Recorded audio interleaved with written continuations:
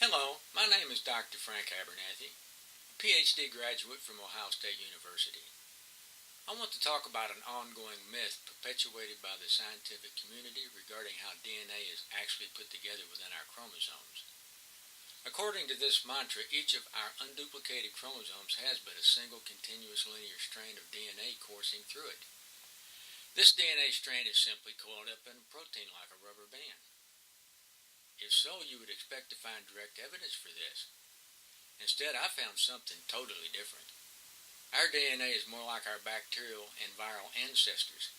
It is composed of a vast variety of circular DNAs, all cobbled together over eons of time. This was discovered almost 30 years ago, but still the linear model stubbornly persists. Learn more at evolution4.wordpress.com. How are our chromosomes really put together? Why does it matter? Chromosomes contain DNA, the blueprint for our bodies. If you look at this diagram in the upper section, you'll see embryonic stages for fish, salamander, tortoise, chick, pig, calf, rabbit, and human, and you can hardly tell any difference between any of them. This is, scientists call this ontogeny recapitulating phylogeny, which means that by looking at the embryonic stages of various animals, it tells you something about evolution of animals. You know, if a mechanic wants to fix a car, he needs to know as much as possible about what makes it tick and what can go wrong. That way he knows what tools to use and what tools not to use. The same thing applies to the treatment of genetic diseases like cancer. Understanding basic DNA structure isn't enough. We also need to understand how DNA is put together and functions within the confines of a chromosome. This is a typical textbook chromosome model. If you'll notice, this whole thing is a single strand of DNA. If you unravel the entire chromosome, it's supposed to be one single strand of DNA. Well, actually, that chromosome has been duplicated, so it would be two strands. So how does that chromosome model explain what you're looking at right now? How in the world can it explain that with a single linear strand of DNA? So you're looking at this photograph. It's a microphotograph at 400x, 400 times magnification. And you're probably wondering, what in the heck is this stuff? These bubbles, these green bubbles with all these little beads around them. They're all different sizes, aren't they? They're all very round, and they're also very circular. They're not linear, they're circular. So you say, what in the heck am I looking at? And I get that. These are from mouse cells that have been chemically treated to release these things from the nuclei, from the chromosomes. And when you stain them with this dye called acridine orange, the DNA, if there's any DNA in here, it lights up yellowish green. And as you'll notice, that's exactly what color these things are, yellowish green. So they're probably loaded with a lot of DNA. And if they are, they've got to have come from chromosomes. And if they come from chromosomes, why do they look like this? I'm going to show you a hypothetical rubber band model of a small section of coiled chromosome.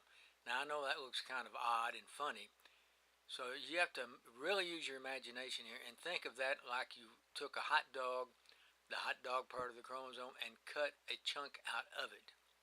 And so that is a chunk of it right in the middle. You'll notice that the rubber band itself is considered in this model coiled chromatin fiber. It's a fiber, which is mostly made up of protein and DNA. And the paper clips represent chromatin, which has been further compacted with more protein. And we'll show you what I mean by that in just a second.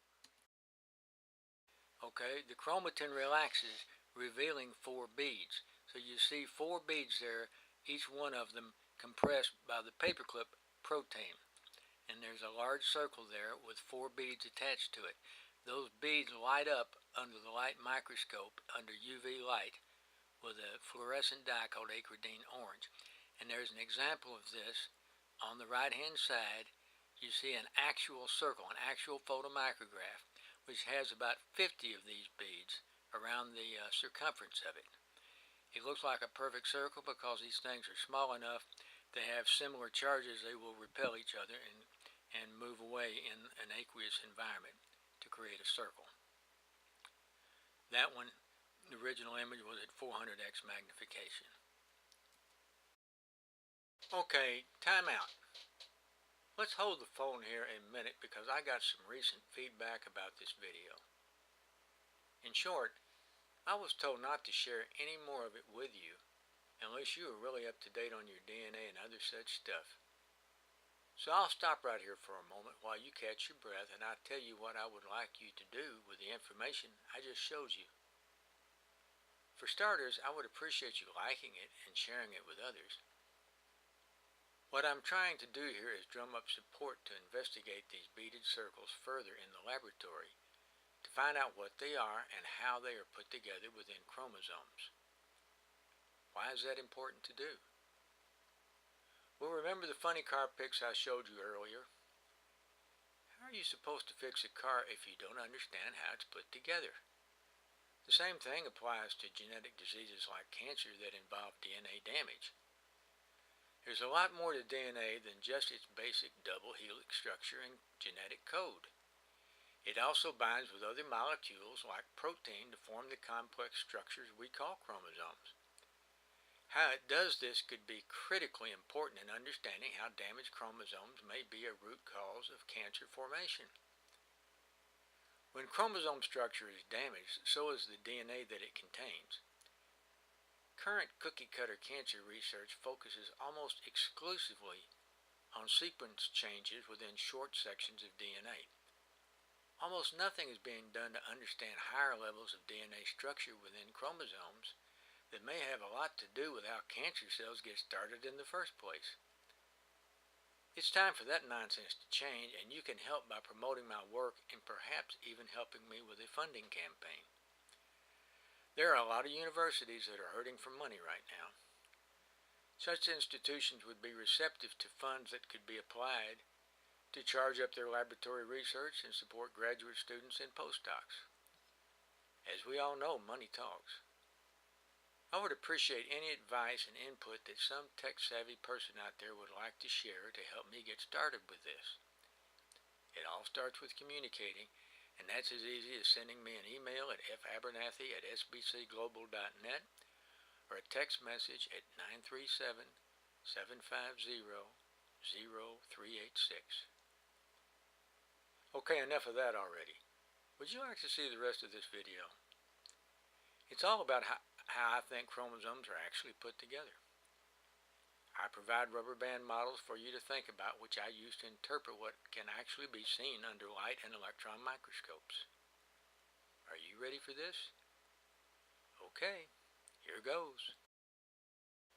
This is the last rubber band model you saw prior to my interrupting the video. The rubber band represents a wound up fiber called chromatin that makes up the chromosome. The paper clips that compact a portion of the chromatin into 4 beads represent an additional layer of protein. They will be removed in the next slide to free up those 4 compacted sections of the chromatin fiber. Now let's do a bead protein removal, and let the bead proteins, once they're removed, allow the beads to relax. Here's a fully relaxed, non-beaded circles. You see a big circle with 4 little circles surrounding it. They're glued together with super glue. Fully relaxed chromatin reveals that large circle. Now, in actual photomicrographs at 400x with acridine orange and fluorescent dye, you would never see those little circles when they're fully relaxed. DNA is just too small to be seen at that magnification.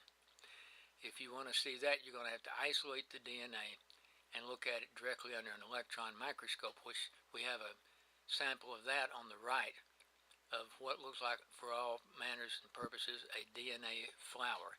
But that magnification is at 125,000x. Okay, let's declutter this model so we can better explain what might be going on here. What is happening at the junctions between all the little circles and the big circle? In this model and the ones to follow, let's assume we are no longer dealing with chromatin fibers, but with naked DNA fibers. I'll add 3 sequential models to this one to explain what is going on between the big and little circles. The first model, shown below the rubber band models, it shows 2 independent circles of DNA called replicons.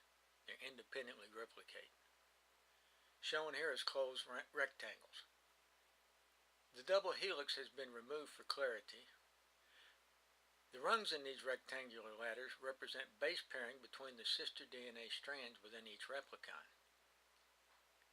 Now in the second model, shown below, the 2 replicons are coming together in preparation for tetrameric or 4-strand base pairing. Note that some rungs in the ladder point downward from the upper replicon towards the lower one, and upward from the lower replicon to the upper replicon. So the 2 replicons can pair up with each other while still maintaining base pairing between their respective sister strands. In the third model, the 2 replicons have paired up, generating a 4-strand or tetrameric junction between the 2 replicons. Alright, we're going to, for the sake of argument, cut one of these beads where it connects, or where the bridge connects to the large circle. You can see where that's been done by the yellow arrow. It generates 2 dimples as it shows in the second diagram. And I'm going to show you examples of these dimples and bridges in the photomicrographs below these. You'll see a dimpled chromatin at 400x magnification on the left, and on the right you'll see another dimple, but that dimple is in DNA circles, and again that magnification is 62,500x. So once again, let's declutter this model and show what may be going on when the junction between the large and the small circle is cut. We'll add a second model to this one to help explain it.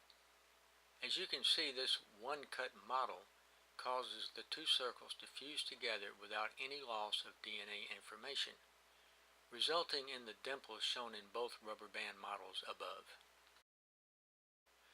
So let's go on and cut another circle, and we create 4 dimples, and then we'll just go ahead and cut all 4 of them. You can see where they've all been cut, and it creates that giant dimple circle that you see on the right. If those circles were cut more than once, you would cause a piece of that dimple to come out, and DNA information would be lost, and then that would cause a permanent alteration in the DNA structure. Now you can see photomicrographs of giant chromatin circles at 400x again at the bottom of this diagram. Those 2 circles are irregular shaped because they are so large now that the electrostatic repulsion no longer applies. Now this is the 2 cut model I was just talking about.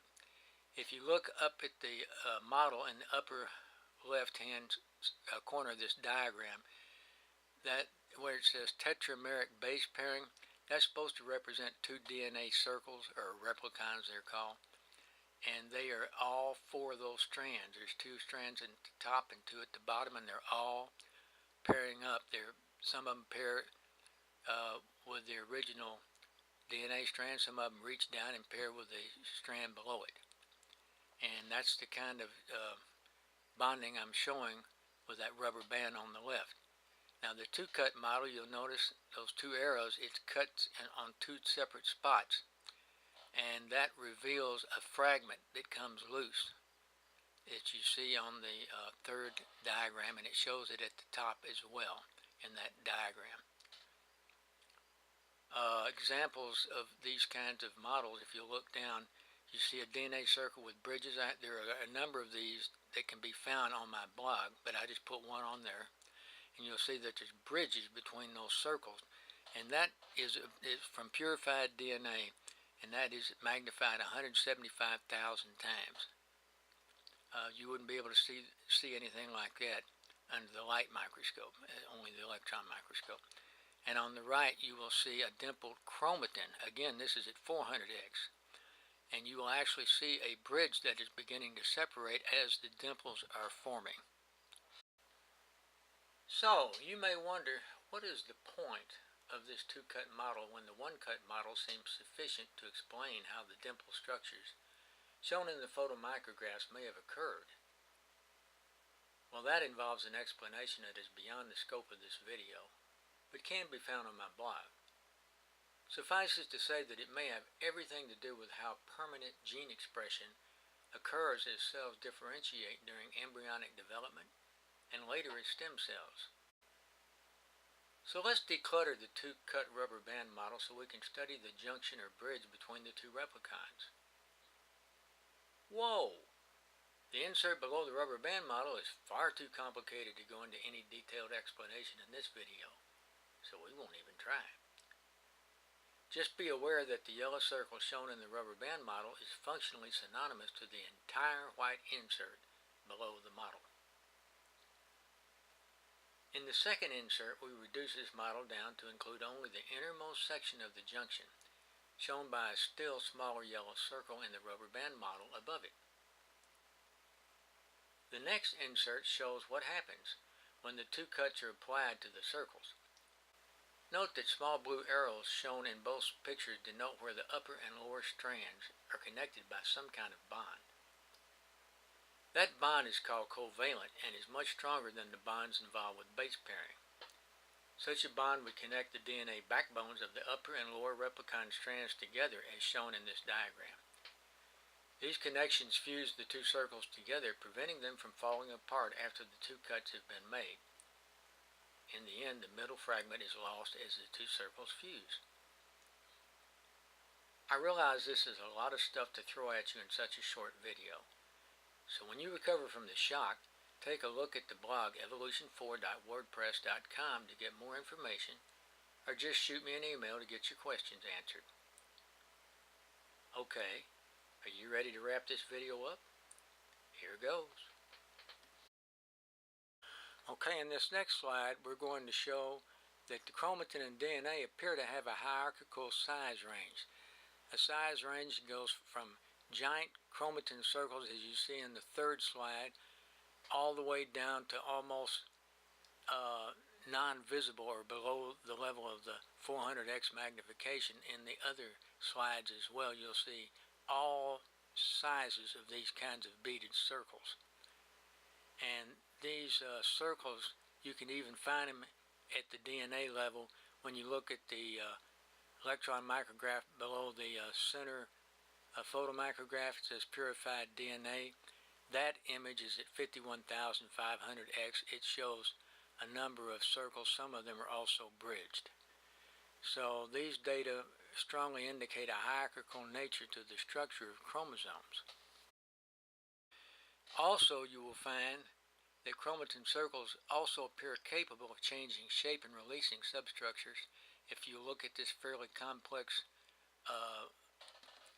photomicrograph at 400x again, but not under UV light, phase contrast. You will see a variety of these different circles, and they all have different shapes, and some of them seem to be bleached out, which means they have lost some kind of substructures.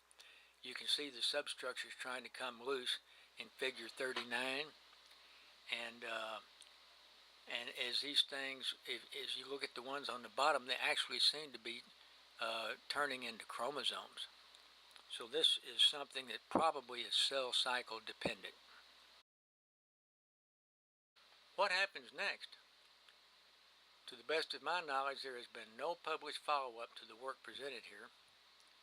Much of these data has been published in my PhD dissertation at Ohio State University 30 years ago. I would like to see this work continued either by myself at a local university or as a non-paid mentor for a graduate student anywhere in the world. I believe that if adequate funds were made available, it might be possible to work out a deal with a university or research facility to continue with this work.